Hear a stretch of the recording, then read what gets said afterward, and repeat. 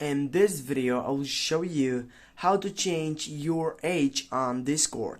Firstly, when you open up the application and when you scroll down, you're gonna find out that setup, which is support. But what is here so important? Here you need to get up onto your browser, and then when you get up there, you need to go to your Discord, go on it, and here you need to type for Discord.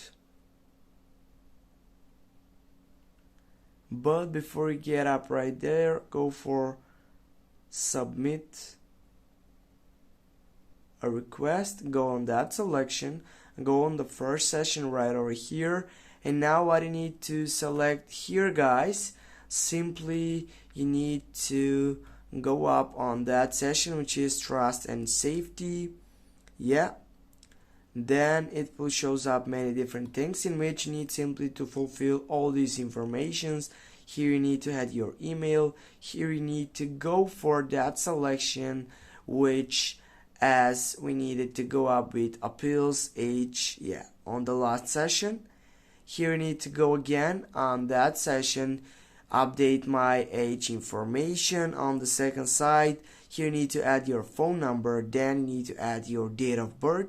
You need to confirm that everything has been verified.